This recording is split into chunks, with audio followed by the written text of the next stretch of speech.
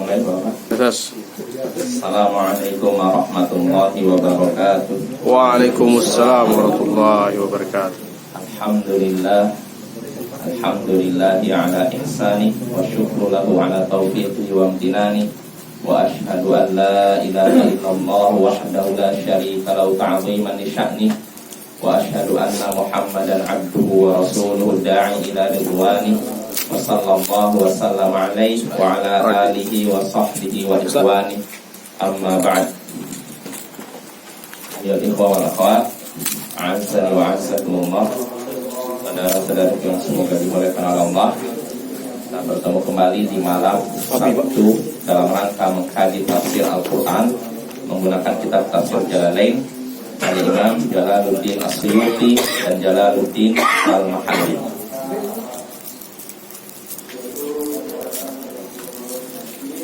Rapat nih. Rapat supersonik.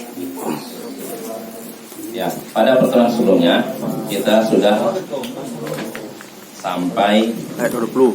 ke pembahasan surat, masih surat At-Tur ya.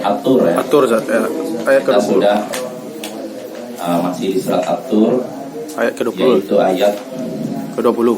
20 ya. Ya, Sas. Ayat 20 ayat Ya, Sas. ayat tentang yang menyebutkan Surga. tentang kenikmatan yang dirasakan oleh Penduduk surga. surga. Ya, yang menempati surga Allah katakan sini innal muttaqin, sesungguhnya orang-orang bertakwa. Yang akan menempati surga orang yang bertakwa. Adapun orang tidak bertakwa tidak akan menempati surga ya. Allah sediakan berbagai kenikmatan, surga, kebun dan kenikmatan. Lalu Allah sebutkan juga kenikmatan yang mereka rasakan, yaitu buah-buahan. Mereka merasa senang dengan pemberian Tuhan mereka, dan Allah melindungi mereka dari azab jahim, yaitu siksa neraka. Lalu Allah katakan kepada mereka, makan minumlah dengan nikmat disebabkan apa yang pernah kalian kerjakan ya. Dan mereka bersandar di dipan-dipan yang tersusun rapi, dan kami, Allah katakan sini, nikahkan mereka dengan hurun ain. Terjemahkan apa? Bidadari, singkatnya gitu. Hur artinya ain, artinya matanya besar. Hur putihnya lebih dominan daripada hitamnya. Terjemahkan apa bahasa Indonesia? Cantik cerita gitu aja. Kurang lebih gitu lah. Itu kata yang wakil itu semua.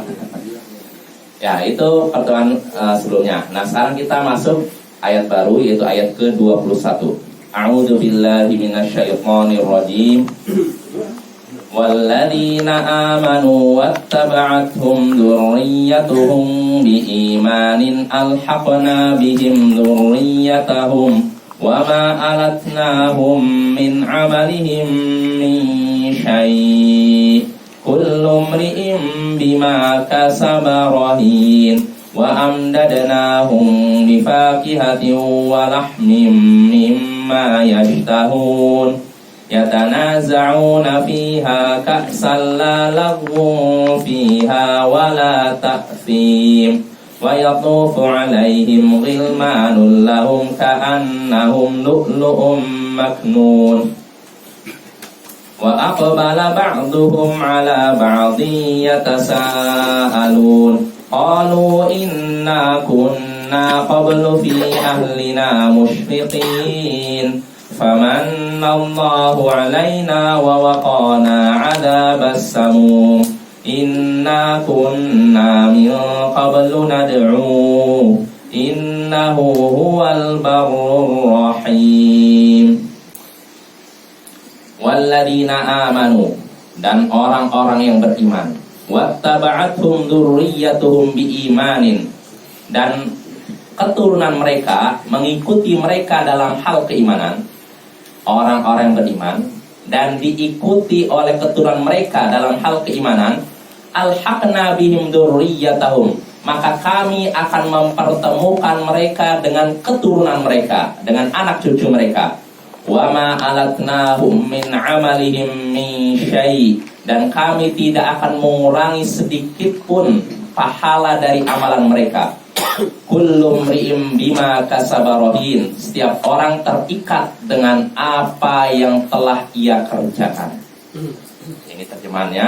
Nah, kita bahas ayat ini, ayat ke-21 ya. Allah katakan sini, orang-orang yang beriman dan diikuti oleh keturunan mereka dalam hal keimanan. Maksudnya apa? Orang-orang beriman kan punya keturunan, ya tidak? Anak cucu. Dan ini beriman, anak cucunya juga beriman. Nah ini, orang yang beriman dan diikuti oleh anak cucu mereka dalam hal keimanan, maka balasannya apa? Alhaqna bihim dzurriyyatahum, maka kami akan mempertemukan mereka dengan cucu-cucu mereka, dengan keturunan-keturunan mereka.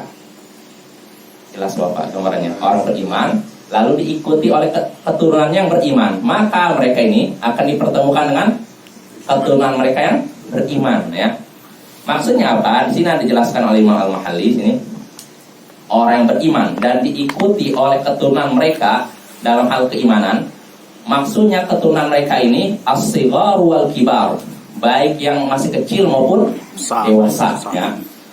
Balasannya apa? Mereka mengikuti dalam hal apa?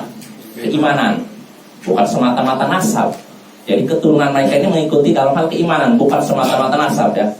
Baik itu kata Imam Syaukani minal kibar, baik orang dewasa, wa min auladihimus shighar, maupun anak-anak mereka yang masih kecil ya. Apa balasannya? Beriman, diikuti oleh cucu mereka yang juga beriman. Alhaqna bihim dzurriyyatahum, kami pertemukan mereka dengan cucu-cucu mereka, dengan keturunan mereka. Al-madkurin fil jannah, kami pertemukan mereka dengan keturunan mereka di surga. Lihat Bapak, nenek moyangnya dengan keturunannya sama-sama beriman, maka nanti akan dikumpulkan di surga ya. Fayakunu nabi darajatim, sehingga akhirnya keturunan mereka ini, anak cucunya, akan berada di derajat mereka. Yaitu siapa? Ya, leluhur mereka ini, bapaknya atau kakeknya akan berada di derajat mereka. Wa illam ya'malu bi'amalihim, walaupun mereka nih, si keturunan ini tidak melakukan amalan seperti amalan mereka. Ya, luar biasa kan? Luar biasa. Kenapa ini? Takrimatan. Dari mana? Ayat. Takrimatan lil aba bijtima'il aulad ilaihim. Kenapa bisa begitu? Ini leluhurnya, ini keturunannya, ini bapaknya, ini anaknya, ini kakeknya, ini cucunya, sama-sama beriman. Nanti di surga ini berada di derajat mereka. Walaupun waktu di dunia dia dengan kakeknya tidak sama, amalannya tidak sama, tidak sebanding. Dengan bapaknya tidak sebanding. Kenapa bisa begitu? Takrimatan, kata lil aba, kata Imam Syaukani, ini sebagai bentuk penghormatan terhadap si aba tuh bapak mereka atau kakek mereka atau leluhur mereka, sebagai pemuliaan terhadap ini ya, dengan dikumpulkan bersama keturunannya dengan anak-anaknya. Luar biasa Bapak ya. Ini rahmat dari Allah kan.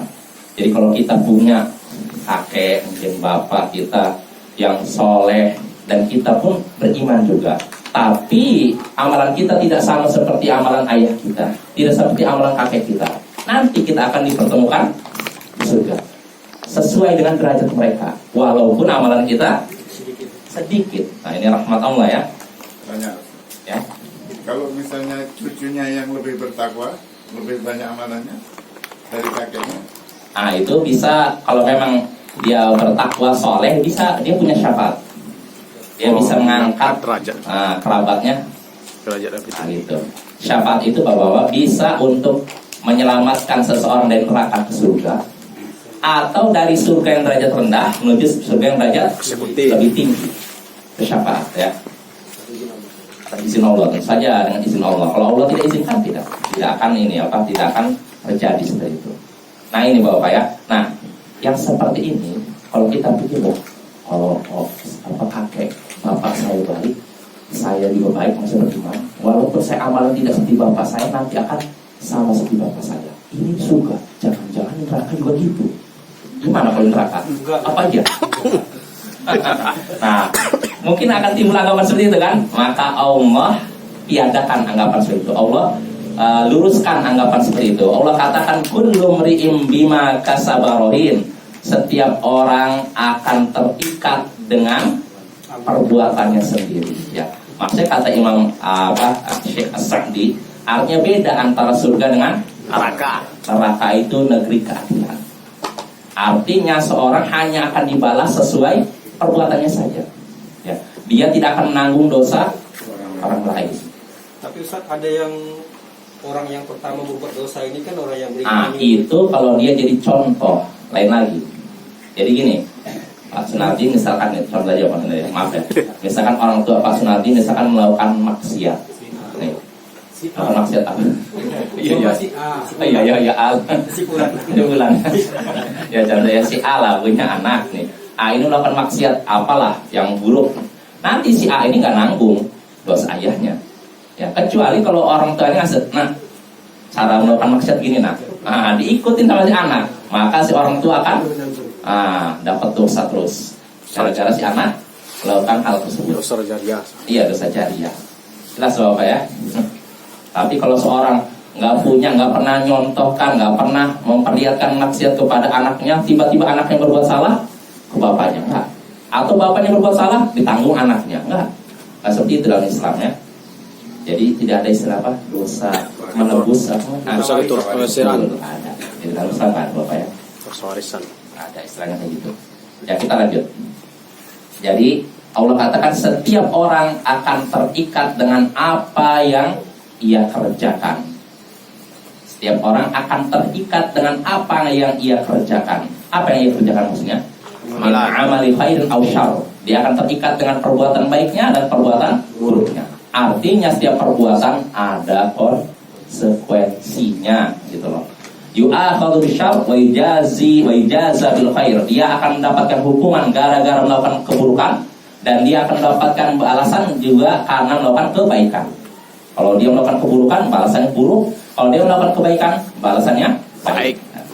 Jelas Bapak? Ya, ini sekali lagi salah satu pemuliaan yang Allah berikan kepada orang-orang yang beriman.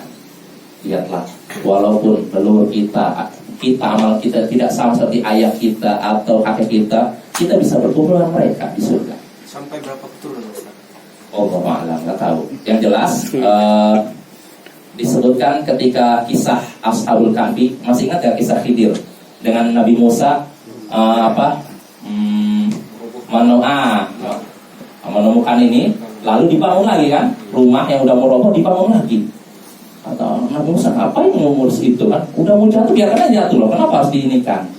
Lalu di situ Allah sebutkan wa amal jidar, Allah sebutkan alasannya di situ. Wa amal jidar fakana li ghulamaini yatimaini fil Madinah. Adapun rumah yang akan hancur itu lalu diperbaiki oleh Khidir atau Khadir ya, itu milik dua anak yatim di kota Madinah, di suatu kota.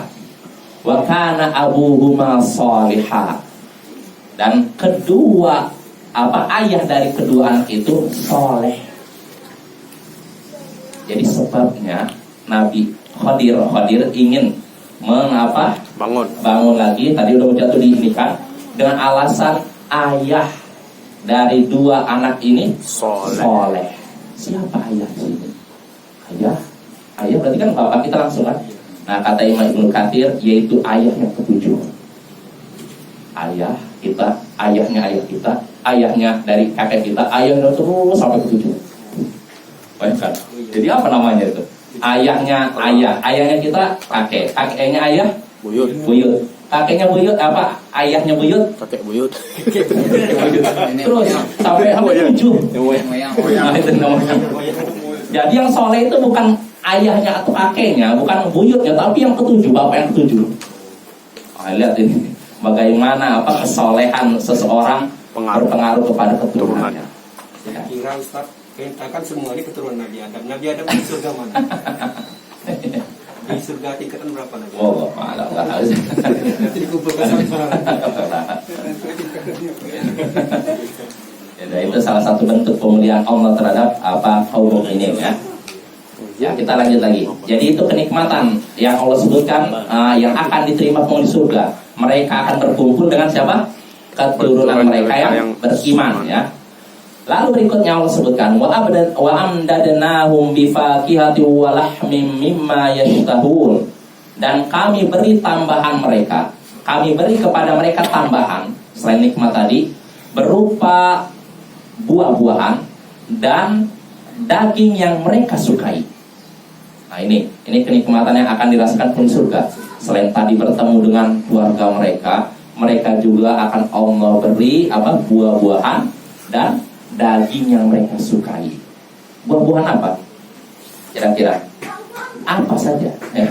Di sini Allah katakan zidnahum fi waqtin ba'da waqtin. Jadi kami akan menambahkan kepada mereka dari satu waktu ke waktu yang lain. Jadi tidak cuma satu waktu saja.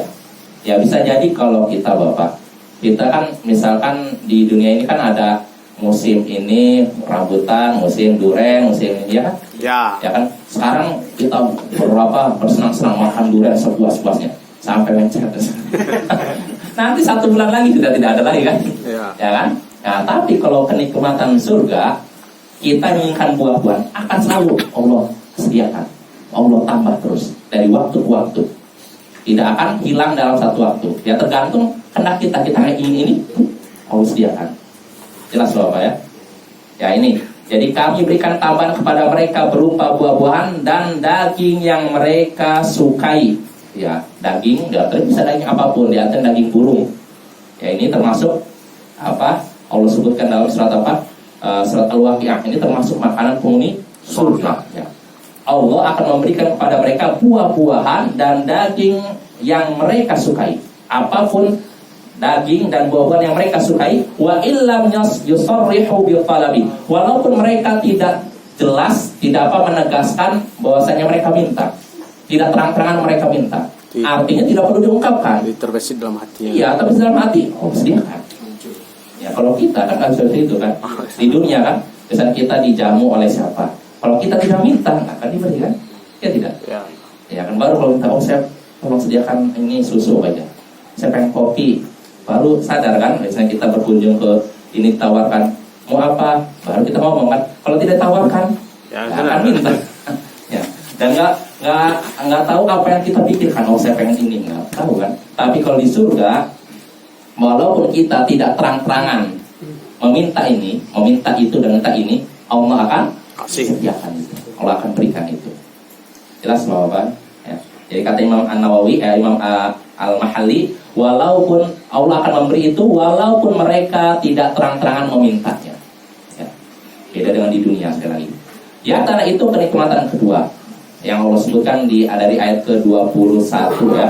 Lalu ayat berikutnya 23. Yatanaza'una fiha ka'sal la lahum fiha wala ta'thim. Dan mereka juga saling mengulurkan gelas di surga nanti yang tidak menimbulkan perkataan yang tidak berguna dan tidak juga menimbulkan perbuatan dosa. Mereka saling mengulurkan gelas. Maksudnya apa? Yata'atawna bainahum. Mereka saling memberikan gelas. Siapa mereka ini? Penghuni surga ya. Fiha fil jannah. Mereka penghuni surga, di dalam surga mereka akan saling memberikan gelas. Maksud gelas ini khomar. Minuman keras. Jadi mereka whisky. Ya. Nah, tapi di sini kata Imam Al-Mahalli, Allah katakan la lagun fiha. Khamar tersebut tidak menimbulkan perkataan yang sia-sia. Maksudnya apa? Ai bisababi syurbiha yaqa'u bainahum. Artinya dengan sebab minum khamar tadi, minuman keras di surga tadi, tidak akan menimbulkan perkataan yang tidak berguna. Maksudnya apa? Kalau kita di dunia ada orang minum, perkataannya bagaimana? Nggak jelas kan ngomong apa ini orang itu? Nggak jelas ngomong apa dia. Kita ya seperti terjadi pada Hamzah ketika dia mabuk sebelum ada ayat yang memerintahkan mengharamkan khamar, dia masih minum mabuk. Nabi tegur ngomong apa? Marah-marahin Nabi. Namanya orang mabuk kan? Tidak sadar dengan apa yang diucapkan kan? Nah, itu di dunia. Adapun di surga, ketika meminum khamar tidak akan menimbulkan perkataan yang tidak berguna. Artinya dengan minum akal kita masih sehat. Ya, nggak ada yang kurang dari akal kita. Jelas Bapak. Wala ta'tim, bukan cuma tidak menimbulkan perkataan yang tidak berguna dan juga tidak bisa menimbulkan perbuatan dosa. Bihi yalhaqum, artinya dosa tidak akan mengenai mereka. Bikhilafi khamrid dunia, berbeda dengan khamar di dunia. Kalau khamar di dunia, ya minimal Allah katakan tadi kalau meminum khamar di surga tidak akan mengucapkan perkataan yang tidak berguna dan tidak melakukan tidak akan menimbulkan perbuatan dosa, ya tidak? Ya. Nah, berarti orang minum khamar di dunia minimal perkataan yang tidak berguna, walaupun tidak dosa, ya tidak? Minimal gitu kan? Kalau tanya, kamu mau kemana? Dari WC. Mau kemana? Kok jawabannya dari WC? Nggak nyambung.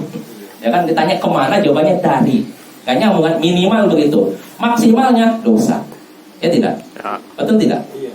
Kalau orang sudah minum, berarti ujungnya maksiat berikutnya. Kadang terjatuh dalam zina, nanti setelah itu membunuh, nanti setelah itu merembet. Makanya ummul khaba'ith disebutkan dalam satu riwayat bahwasanya khamar itu adalah ummul khaba'ith. Apa maksudnya? Ibu induk segala keburukan. Karena dari minuman keras itulah terjadi namanya perzinahan. Dari minuman keras itulah terjadi pembunuhan. Ya tidak, bahwa perkelahian kan dimulai dari situ. Nggak ada kekhawatiran kalau sudah minum kita ngomongnya ngaco. Ya tidak, Pak?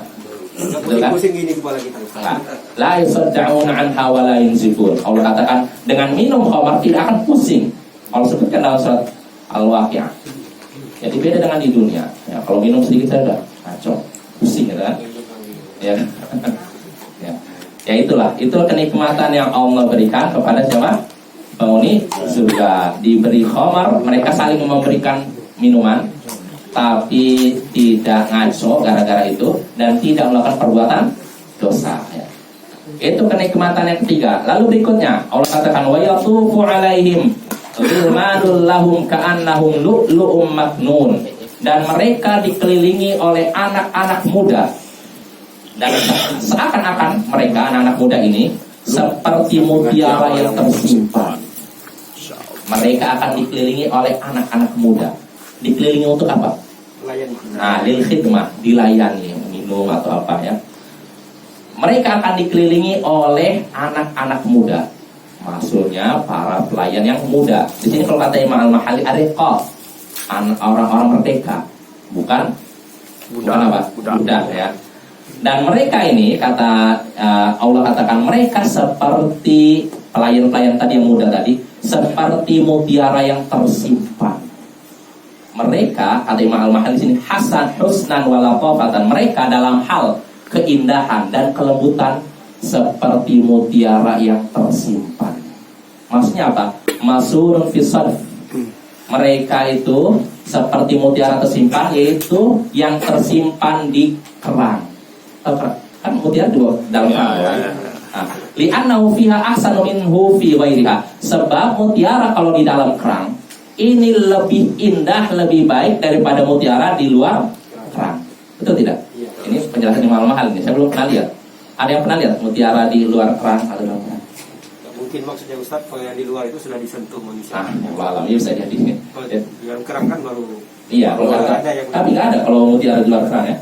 Nggak ada. Ada ya?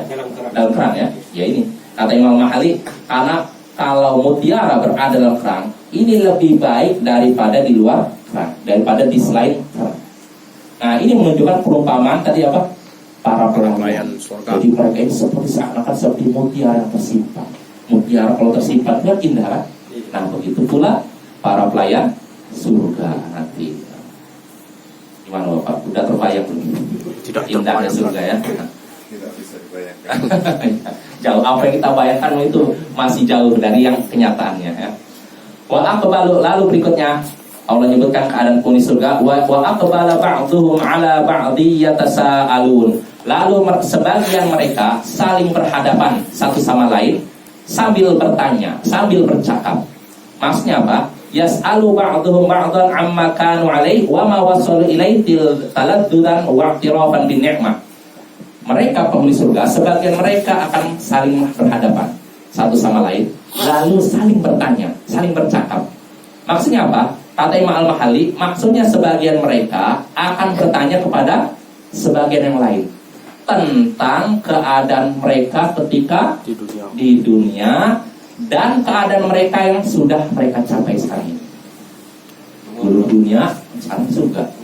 Ngobrol. Nah, jadi di surga nggak sendirian Bapak ya. Ada masa lalu ya, nostalgia istilahnya. Ya, jadi mereka saling bertanya satu sama lain tentang dulu keadaan ketika di dunia dan ketika keadaan yang telah mereka capai itu. Tujuannya apa? Sebagai bentuk apa? Taladulan, apa berlezat-lezat, istilahnya apa? Kenikmatan nih. Ya, menikmati plus sebagai bentuk pengakuan terhadap nikmat Allah. Jadi mereka, kita bersyukur begini, itu. Surga akan seperti itu Bapak ya. Mereka bersenang-senang dengan ngobrol. Sebagaimana kita saja kalau ngobrol itu udah capek mengerjakan pekerjaan, mengerjakan tugas, misalkan sekolah. Lalu ketemu dengan teman ngobrol hilang capeknya kan? Nah itu di dunia, maka begitu pula di surga ya. Jadi mereka akan taladulah, merasa nikmat dengan ngobrol, plus mereka melakukan itu sebagai bentuk pengakuan terhadap nikmat Allah. Oh dulu kamu gimana? Oh saya dulu rajin puasa begini. Oh kamu dulu gimana? Oh saya jihad gitu. Nah ini ngobrolnya isinya seperti itu. Ya, menyenangkan Bapak ya. Waduh, dulu hidup saya paling sengsara di dunia. Sekarang alhamdulillah gitu ya. Waduh, luar biasa. Nggak ingat lagi. Betul. Ya begitu ya. Itu kan menyenangkan juga kan. Ya, itu keadaan penghuni surga. Lalu Allah katakan setelahnya, jadi setelah mereka, sebagian mereka saling berhadapan satu sama lain dan bertanya-tanya, mereka pun berkata, inna kunna qablu fi ahlina musyfiqin. Mereka berkata, sesungguhnya kami dulu di tengah-tengah keluarga kami merasa takut. Sesungguhnya mereka berkata, mereka ini masih siapa? Penghuni surga. Tadi kan mereka saling apa? Nah, mereka berkata dulu. Di sini kata Imam Al-Mahalli, iman ila illatil wusul. Ini isyarat tentang sebab mereka bisa merasakan kenikmatan di surga. Artinya Allah kan menyebutkan bahwa mereka ini penikmatnya disebutkan satu-satu kan, ya kan? Nah apa sebabnya mereka bisa begitu? Nah mereka katakan dulu ketika masih di dunia di tengah-tengah keluarga kami musyfiqin, kami merasa takut. Maksudnya apa? Khaifin, takut dari apa? Khaifin min adzabillah. Dulu ketika di tengah-tengah keluarga kami merasa takut dari siksa Allah, takut kepada siksa Allah. Nah ini sebab mereka apa? Di surga. Di antaranya mereka takut siksa Allah. Famanallahu alaina wa waqana adzabas samum. Maka Allah pun memberikan karunia kepada kami lalu melindungi kami dari siksa neraka. Ya, dulu kami di tengah-tengah keluarga kami ketika di dunia kami merasa apa? Takut siksa Allah.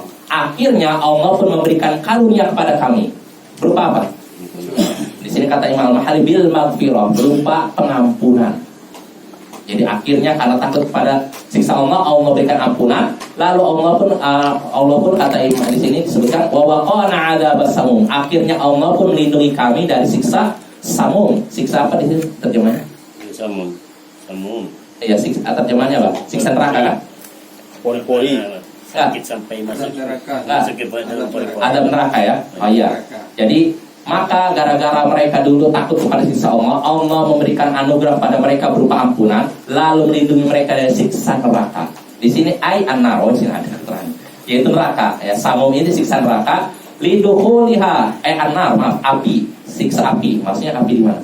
Di neraka ya. Maksudnya apa? Melindungi kami dari siksa samum, api. Liduhuliha fil masam, wa qalu, fil masam. Allah melindungi kami dari siksa samum api. Kenapa disebutkan samum? Karena api tersebut masuk ke dalam pori-pori. Betul. Ya kan? Masuk. Ini disebut samum. Makanya terjemahkan tadi apa? Melindungi kami dari siksa neraka. Karena apinya masuk ke dalam pori-pori. Jadi bukan di permukaan saja, masuk. Merasa ke dalam. Ya. Makanya disebutkan dalam hadis dalam Sahih Muslim.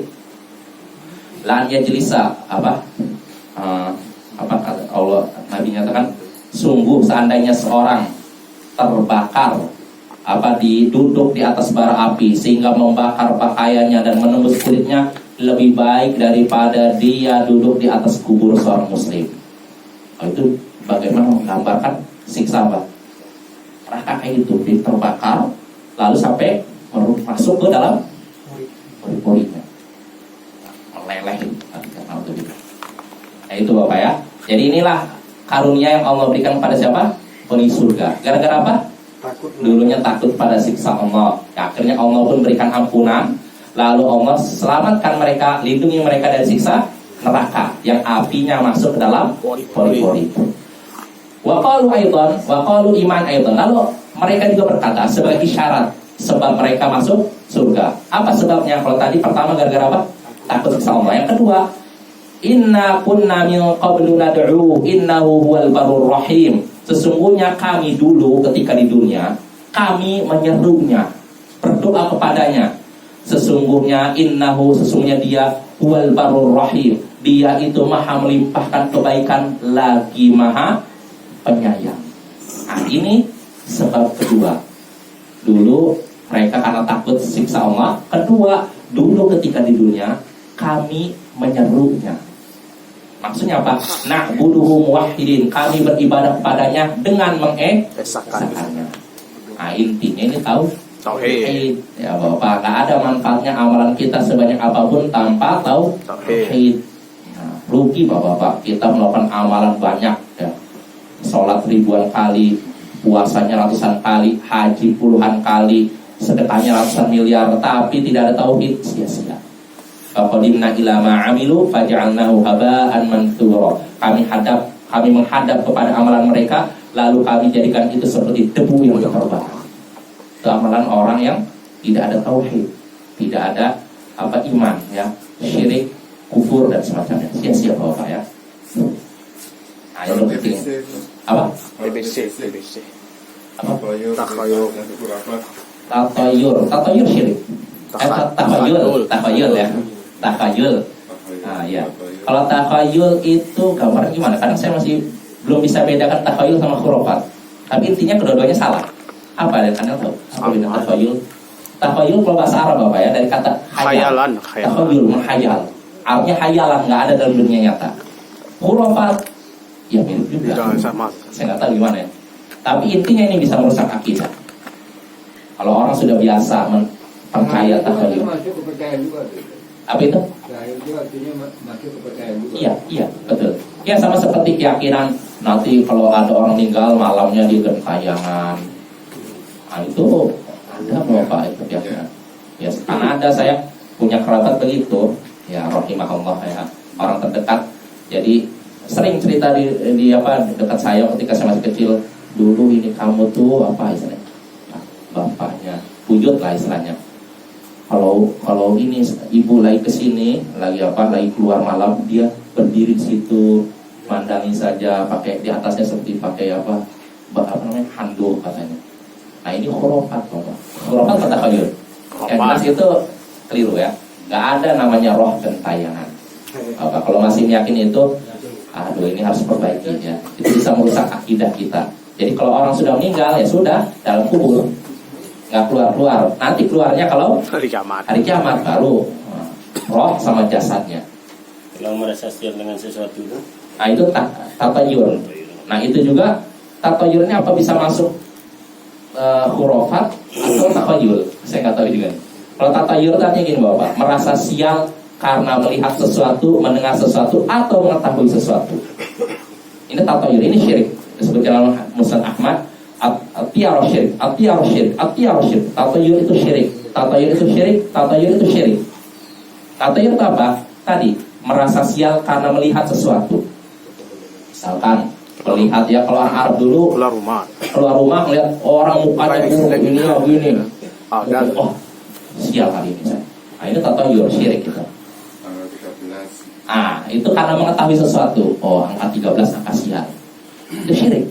Tatayur syirik. Nah, begitu juga karena mendengar sesuatu.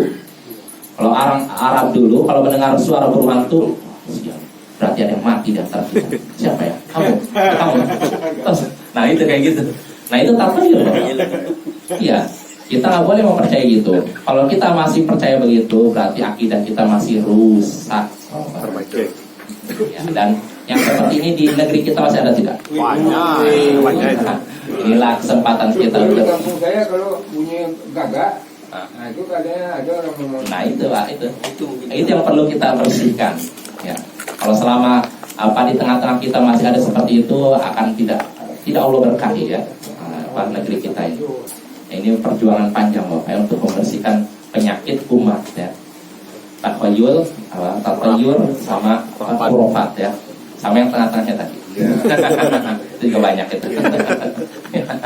Ya, Jadi mereka masih satu keluarga. iya, keluarga yang nyambung memang betul. Satu keluarga. Betul. Keluarga besar ya. Contohnya yang ritual yang setelah itulah, itu kan karena ada keyakinan nanti rohnya itu datang.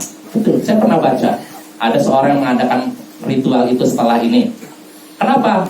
Dengan alasan rohnya nanti datang berkunjung, makanya perlu kita adakan begini. Nah, itu nyambung Bapak ya. Sumpah arwah namanya di Apa? Yaman gitu, sumpah arwah. Iya, sumpah. Jadi itu. Sumpah arwah. Ya itu ada. Dia lihat Nyambung, Dia dari nyambung. Nyambung. Satu paket. Satu paket betul. Orang kalau di hatinya punya penyakit B itu nanti punya penyakit Lain tuh, C. Betul. penyakit Betul. lupa aja jualan Betul. satu paket. Yang banyak itu jualan. Pokoknya kalau misalkan kerusakan itu dalam masalah tauhid ini, berarti yang lainnya pun biasanya rusak. Ya. Makanya inilah tugas kita untuk karung gitu ya. membersihkan ya dengan sebersih-bersihnya penyakit rumah itu. Dalam agama kita ada banyak apa? Apa namanya? Haul. Misalnya begini, dari 1 hari sampai 1000 hari, baru itu kan 1000 hari. Ada di sana. Iya, nggak ada itu Pak. Itu dia dalam kodnya itu. Jawabannya Pak, itu kan sudah jadi budaya. Makanya nggak bisa diperang. Ya itulah. Kalau sudah Ingat 1000 hari itu bingung tidak kan? Kan baik.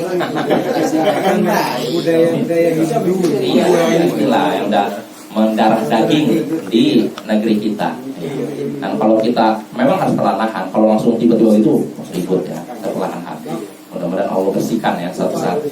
Entah Diusir. ketika kita masih hidup atau ketika kita sudah meninggal, anak cucu kita yang menyaksikan itu. Habibah Umari. Kita optimis Bapak ya, suatu saat negara Indonesia menjadi negara yang menjunjung tinggi tauhid dan sunnah. Amin. Ya, kita lanjut Bapak ya. Ya tadi Allah sebutkan secara perkataan penduduk surga mengisyaratkan sebab mereka masuk surga. Pertama karena takut kepada siksa Allah. Yang kedua kenapa?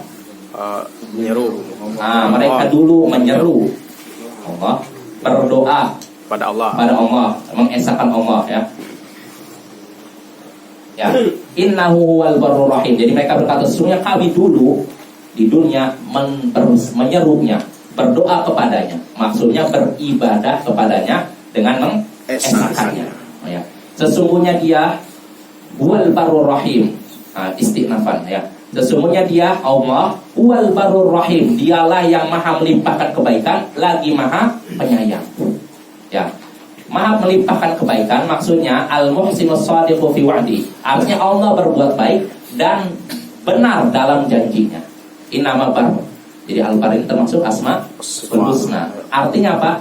Baik dan jujur atau benar dalam janjinya. Menepati janjinya. Nah itu. Ada ar-rahim. Tadi artinya apa rahim?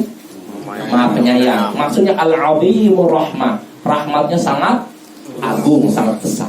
Maka diterjemahkan ke bahasa Indonesia ar-rahim yang maha penyayang. Maha penyayang. Artinya sangat penyayang. Nah, jelas Bapak ya. Nah inilah Allah sebutkan tentang percakapan penghuni surga ya, yang mengisyaratkan sebab mereka bisa merasakan nikmat surga. Pertama karena mereka takut kepada siksa Allah. Yang kedua karena dulu mereka menyeru kepada Allah, berdoa hanya kepada Allah. Ya, jelas Bapak. Ya. Nah, dan sampai sini ya. Nah, dari beberapa ayat ini kita bisa mengambil beberapa faedah, beberapa pelajaran. Di antaranya, di antara kemuliaan yang Allah berikan kepada orang-orang yang beriman, bahwasanya mereka akan dipertemukan dengan keturunan mereka yang beriman, walaupun keturunan ini tidak melakukan amalan seperti amalan mereka. Nah ini faedah pertama. Lalu faedah kedua yang bisa kita petik dari ayat tadi. Setiap orang akan mempertanggungjawabkan amalannya. Setiap orang terikat dengan amalannya. Kullu mri'in bima kasaba rahin. Setiap orang akan terikat dengan amalannya. Artinya dia akan mempertanggungjawabkan amalannya. Kalau dia melakukan amalan baik, maka konsekuensi gini. Kalau melakukan amalan buruk, konsekuensinya begitu. Jelas Bapak ya? Itu faedah kedua. Lalu faedah ketiga, di antara kenikmatan yang akan dirasakan penghuni surga, yaitu mereka akan menikmati buah-buahan dan daging yang mereka sukai, walaupun mereka tidak mengucapkannya, terus terang memintanya. Itu faedah ketiga ya. Faedah keempat yang bisa kita petik dari ayat tadi, di antara kenikmatan yang dirasakan penghuni surga, yaitu mereka akan meminum khamar yang tidak memabukkan dan tidak mendorong mereka melakukan perbuatan dosa, yaitu. Lalu faedah berikutnya yang bisa kita petik dari ayat tadi, di antara kenikmatan yang akan dirasakan penghuni surga, yaitu mereka akan dilayani oleh anak-anak muda yang seperti apa Allah umpamakan mutiara tersimpan. Artinya mereka begitu bersih, indah dan rapi. Ya. Nah, lalu berikutnya, faedah berikutnya yang bisa kita petik dari ayat tadi, di antara penyebab penghuni surga bisa merasakan nikmat surga, yaitu mereka apa? Takut kepada siksa Allah dan mereka mengesahkan Allah. Ya. Dengan ini selesai. Kita dari surat At-Tur ayat ke 21 sampai ayat berapa tadi? 28. Oh ya, lupa. Faedah terakhir, di antara Asmaul Husna yaitu Al-Bar dan Ar-Rahim, yang maha melimpahkan kebaikan dan yang maha penyayang. Kenapa perlu kita sebutkan di antara Asmaul Husna adalah Al-Bar dan Ar-Rahim? Kira-kira apa faedah? Ada yang mengingkarinya. Ada yang mengingkari. Selain itu, ya, kalau kelompok Jahmiyah menyatakan ada, Allah nggak memiliki nama Al-Bar dan nggak memiliki nama Ar-Rahim, dan Allah juga tidak memiliki sifat. Al-Bar tadi apa? Melimpahkan kebaikan, dan Allah juga tidak memiliki sifat sayang. Nah, ini gimana pendapat benar ini? Salah. Sangat batil. Makanya para ulama mengkafirkan sekte Jahmiyah. Nah ini, jadi apa manfaatnya selain itu? Penetapan sifat Allah. Penetapan nama dan sifat Allah. Ya, apalagi? Apa manfaatnya kita mengetahui Asmaul Husna di antaranya Al-Bar dan Ar-Rahim? Kemudian kita bisa berdoa dengannya. Ya, itu tujuannya. Di antaranya Allah sebutkan Ustaz Al-Araf, walillahi asmaul husna fad'uhu biha. Sesungguhnya Allah memiliki asmaul husna, nama-nama yang baik, maka berdoalah kepada Allah sambil menyebutnya. Nah, ini salah satu sebab dikabulkannya doa kita, Bapak. Jadi berdoalah kepada Allah sambil menyebut asmaul husna yang maknanya sesuai dengan permintaan kita. Contohnya, kita mengharapkan kebaikan Allah, maka cara doanya bagaimana? Ya Bar, wahai yang mengharapkan kebaikan, akti, misalkan apa, birro atau apa bahasa Arabnya, berikanlah aku kebaikan, misalkan. Atau kita membutuhkan kasih sayang Allah, ya Rahim, irhamni, wahai yang maha penyayang, sayangilah aku. Kita menginginkan kaya, berarti bahasa Arabnya bagaimana doanya? Ya Ghani, ya Ghani, yang wahai yang maha kaya, aghnini, maka kayakanlah aku. Nah, kita ingin keperkasaan, apa? Ya Aziz, a'izzani. Mungkin di sini Bapak. Pada pertemuan berikutnya kita selesaikan, lanjutkan ya.